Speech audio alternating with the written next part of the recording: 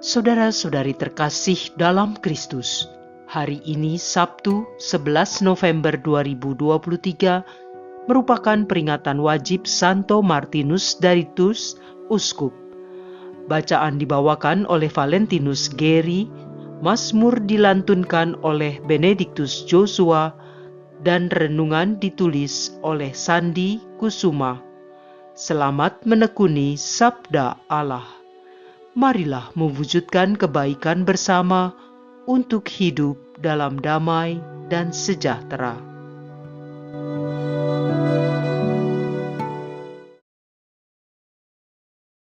Dalam nama Bapa dan Putra dan Roh Kudus. Amin. Ya Allah Bapa yang tak pernah berhenti mengasihi kami anak-anak-Mu, hari ini kembali kami datang kepadamu untuk menyampaikan kalau ternyata kami masih sering mengingkari janji kami kepadamu. Utuslah Roh Kudus-Mu ya Bapa, agar kami dimampukan melewati hari-hari kami dengan komitmen dan dedikasi yang teguh dalam menjaga kesetiaan kami yang kami peruntukkan hanya kepadamu saja. Kami berdoa di dalam nama Yesus Kristus Tuhan dan pengantara kami. Amin. Bacaan dari surat Rasul Paulus kepada jemaat di Roma, bab 16 ayat 3 sampai dengan 9 dan 16, dan dilanjutkan ayat 22 sampai dengan 27. Saudara-saudara, sampaikan salamku kepada Priscilla dan Aquila, teman-teman sekerjaku dalam Kristus Yesus. Mereka telah mempertaruhkan nyawanya untuk hidupku. Kepada mereka bukan aku saja yang berterima kasih, tetapi juga semua jemaat bukan Yahudi. Salam juga kepada jemaat di rumah mereka. Salam kepada Epenitus, saudara yang kukasihi. Dialah buah pertama dari daerah Asia untuk Kristus. Salam kepada Maria yang telah bekerja keras untuk kalian. Salam kepada Andronikus dan Yunias, saudara-saudaraku sebangsa yang pernah dipenjarakan bersama-sama dengan Daku. Mereka itu orang-orang terpandang di antara para rasul dan yang telah menjadi Kristen sebelum aku. Salam kepada Ampliatus yang kukasihi dalam Tuhan. Salam kepada Urbanus, teman sekerja kami dalam Kristus, dan salam kepada Stakis yang kukasihi. Hendaklah kalian saling memberi salam dengan cium kudus. Salam kepada kalian dari semua jemaat Kristus. Salam dalam Tuhan dari Tertius, yaitu aku yang menulis surat ini. Salam bagi kalian dari Gaius yang memberi tumpangan kepadaku, dan bagi seluruh jemaat. Salam kepada kalian dari Erastus, bendahara negeri, dan dari Quartus, saudara kita. Kasih karunia Yesus Kristus, Tuhan kita, menyertai kalian semua. Amin. Allah berkuasa menguatkan kalian menurut Injil yang kumaklumkan dan pewartaan tentang Yesus Kristus, yang isinya ialah pernyataan yang berabad-abad lamanya tersembunyi, tapi kini dinyatakan, yang menurut perintah Allah yang abadi telah diberitakan oleh kitab-kitab para nabi kepada segala bangsa, untuk membimbing mereka kepada ketaatan iman. Bagi Dia satu-satunya Allah yang penuh hikmat itu, segala kemuliaan sampai selama-lamanya oleh Yesus Kristus. Amin. Demikianlah sabda Tuhan.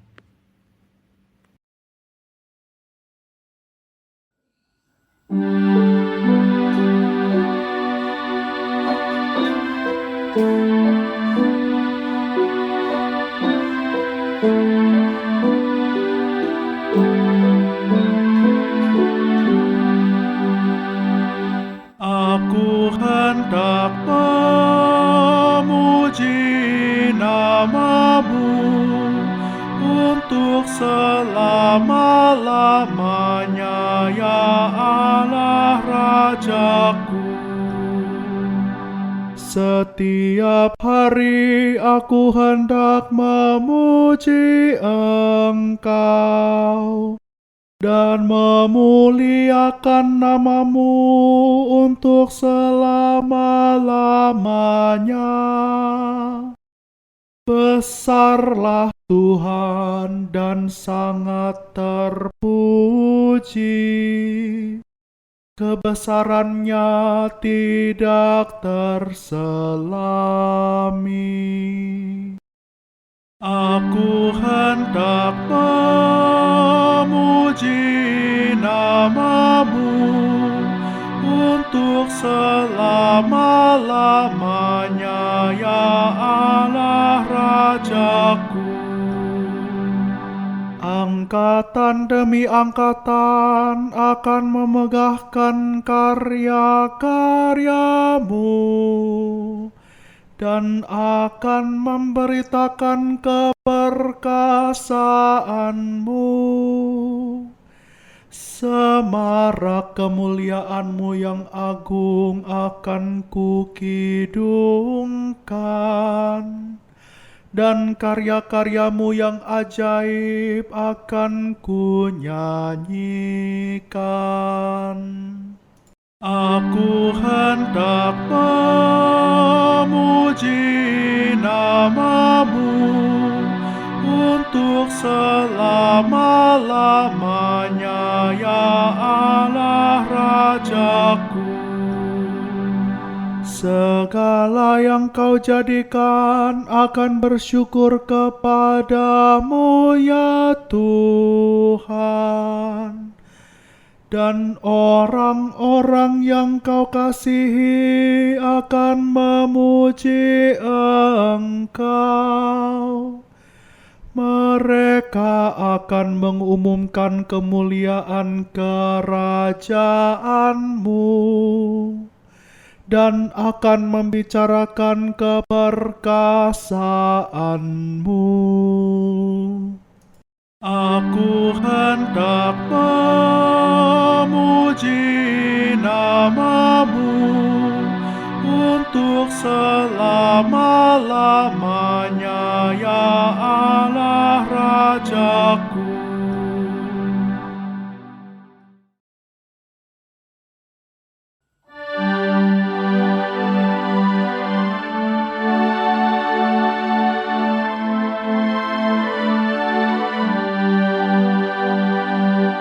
Alleluia, alleluia, alleluia, alleluia. Yesus Kristus telah menjadi miskin meskipun Ia kaya, agar kalian menjadi kaya berkat kemiskinannya. Alleluia, alleluia, alleluia, alleluia, alleluia, alleluia, alleluia, alleluia.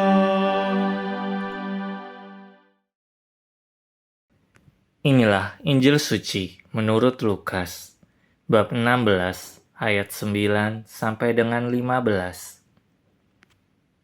Yesus berkata kepada murid-muridnya, "Ikatlah persahabatan dengan menggunakan mamon yang tidak jujur, supaya jika mamon itu tidak dapat menolong lagi, kalian diterima di dalam kemah abadi. Barang siapa setia dalam perkara-perkara kecil, ia setia juga dalam perkara-perkara besar. Dan barang siapa tidak benar dalam perkara-perkara kecil, ia tidak benar juga dalam perkara-perkara besar.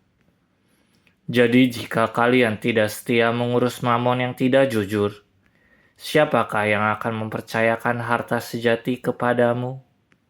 Seorang hamba tidak mungkin mengabdi kepada dua tuan, karena jika demikian, ia akan membenci yang seorang dan mengasihi yang lain. Atau ia akan setia kepada yang seorang dan tidak mengindahkan yang lain. Kalian tidak dapat mengabdi kepada Allah dan kepada Mammon. Semuanya itu didengar oleh orang-orang Farisi, hamba-hamba uang itu, dan mereka mencemoohkan Yesus. Maka Yesus berkata kepada mereka, "Kalian membenarkan diri di hadapan orang, tetapi Allah mengetahui hatimu. Sebab apa yang dikagumi manusia, dibenci oleh Allah." Demikianlah sabda Tuhan.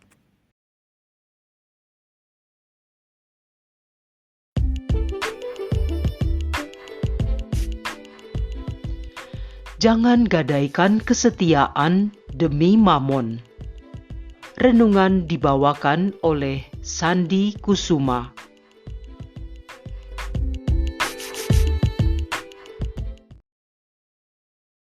Adik-adik, Bapak, Ibu, dan saudara-saudara seiman di dalam kasih Kristus. Semestinya kita semua sudah menerima sakramen baptis. Ada yang menerima saat masih bayi dan sebagian lainnya menerima di waktu-waktu lainnya. Kalaupun ada yang belum menerimanya, tentu telah merencanakan akan menerimanya dalam waktu yang tidak terlalu lama. Pada pembaptisan kita menyatakan iman kita, menyatakan kalau kita percaya kepada Allah Bapa, Yesus Kristus, dan Roh Kudus. Selain itu, kita juga berjanji di hadapan Allah dan gereja bahwa kita menolak segala bentuk kejahatan di dalam diri kita, di lingkungan, dan di masyarakat kita. Kita juga menolak godaan-godaan setan, entah itu tahyul, perjudian, hiburan yang tidak sehat, ketidakjujuran, ketidakadilan, serta pelanggaran terhadap hak azazi dan ciptaan Tuhan. Semua yang kita janjikan itu tidak boleh kita ingkari, karena akan membuahkan dosa. Kita wajib berpegang teguh pada janji baptis kita. Keteguhan inilah yang disebut sebagai kesetiaan. Kesetiaan terhadap janji baptis perlu dipelihara terus-menerus. Oleh karena itulah janji baptis perlu senantiasa kita perbaharui untuk memelihara kesetiaan kita kepada Allah, minimal kita lakukan bersama-sama pada malam Paskah. Bagi yang baptis bayi dapat melakukan pembaharuan pada saat komuni pertama dan krisma. Kesetiaan terhadap janji baptis adalah perkara besar, karena menyangkut keterikatan kita akan janji-janji yang telah kita ikrarkan di hadapan Allah. Bagaimana kita bisa menunjukkan kesetiaan kita terhadap perkara sebesar ini kalau ternyata kita gagal untuk setia terhadap perkara-perkara kecil, perkara yang remeh-temeh? Maka menjadi penting bagi kita untuk menyadari apa saja yang menjadi penyebab atau pemicu yang membuat kita gagal untuk setia. Ya, Mammon adalah biang keroknya. Dialah yang selalu menggoda kita untuk mengingkari kesetiaan kita, entah dengan iming-iming kekayaan duniawi, atau dengan rayuan akan kenikmatan duniawi, atau dengan tipu muslihat untuk menjerat kita sehingga kita lupa untuk setia kepada Allah. Lalu kita pun mengejar harta duniawi dengan segala cara, dengan cara curang, korupsi, atau dengan merampas yang bukan menjadi hak kita. Kita tak bisa mengabdi kepada Allah dan juga Mammon, sebab keduanya memiliki tujuan yang bertentangan. Sebagaimana yang kita dengarkan tadi, apa yang diagung-agungkan oleh Mammon justru dibenci oleh Allah. Kita juga tidak pada posisi untuk memilih yang mana, sebab kedua tuan itu memang bukan pilihan. Memang benar, Mammon memberikan harta yang nampak lebih nyata, tetapi sifatnya sementara saja.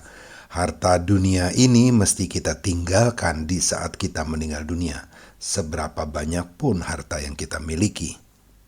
Sebaliknya, harta surgawi bersifat kekal, justru baru akan nampak nyata setelah kita meninggal dunia. Yesus telah mengatakan tentang hal ini. Janganlah kamu mengumpulkan harta di bumi ngengat dan karat merusakkannya, dan pencuri membongkar serta mencurinya. Tetapi kumpulkanlah bagimu harta di surga, Di surga ngengat dan karat tidak merusakkannya, dan pencuri tidak membongkar serta mencurinya. Matius 6 ayat 19-20. Ada dua hal penting yang perlu menjadi prioritas kita agar kita dimampukan untuk setia. Yang pertama adalah komitmen, bahwa kita telah mengikatkan diri kepada Allah Bapa kita. Kita diakui sebagai anak-anaknya, dan kita pun boleh memanggilnya Bapa. Maka sudah sepantasnya kita bertanggung jawab terhadap keterikatan itu. Sudah sepantasnya kita berpegang teguh untuk mempertahankan kesetiaan kita terhadap komitmen itu.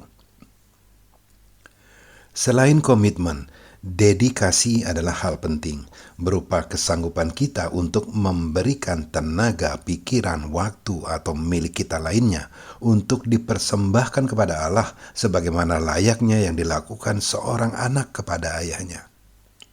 Dengan demikian, kesetiaan kepada Allah mesti kita tempatkan di atas segala-galanya. Adik-adik, Bapak, Ibu, dan saudara-saudara seiman dalam kasih Kristus, apakah betul kita ini tidak boleh memiliki kekayaan duniawi? Siapa bilang? Setiap pekerja patut mendapatkan upahnya, dan Allah Bapa kita juga mengetahui apa yang kita perlukan untuk menjalani hidup di dunia ini. Yesus bahkan mengajari kita untuk memintanya kepada Bapa kita. Berikanlah kami pada hari ini makanan kami yang secukupnya. Matius 6 ayat 11. Memperoleh rejeki berupa harta berkelimpahan. Kenapa tidak?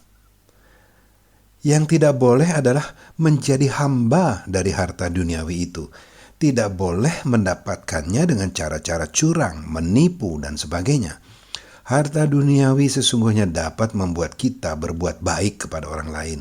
Perbuatan baik inilah sesungguhnya harta surgawi itu. Tetapi jika harta yang kita miliki kita gunakan untuk membeli orang lain, bertindak semena-mena kepada orang yang tidak berdaya, itu artinya kita telah dijajah oleh Mamon, telah menjadi hamba Mamon. Dan sebagai konsekuensinya, kesetiaan kita kepada Allah Bapa pun tergerus oleh pengingkaran yang satu disusul pengingkaran lainnya. Maka dari itu janganlah kita gadaikan kesetiaan kita demi Mamon yang justru merusak relasi kita dengan Allah Bapa. Marilah kita memohon pendampingan Roh Kudus agar kita senantiasa tegak lurus kepada Allah dalam kesetiaan iman dan janji baptis kita. Marilah kita berdoa. Ya Allah Bapa kami, godaan dan iming-iming Mamon sering kali membuat kami menjadi tidak setia kepadamu, tidak lagi dapat diandalkan untuk berpihak kepada kebenaran-Mu. Maka kami mohon kepadamu, tegurlah kami di saat kesetiaan kami goyah, dan bantulah kami agar kami dapat Engkau andalkan dalam perkara-perkara kecil dan besar. Ingatkanlah selalu akan janji baptis kami, agar kelak pada waktunya Engkau berkenan menerima kami di dalam kemah abadi bersama para kudus. Kami berdoa melalui perantaran Yesus Kristus Tuhan kami, yang bersama Dikau dalam persatuan Roh Kudus hidup dan berkuasa Allah sepanjang segala masa. Amin. Dalam nama Bapa dan Putra dan Roh Kudus. Amin.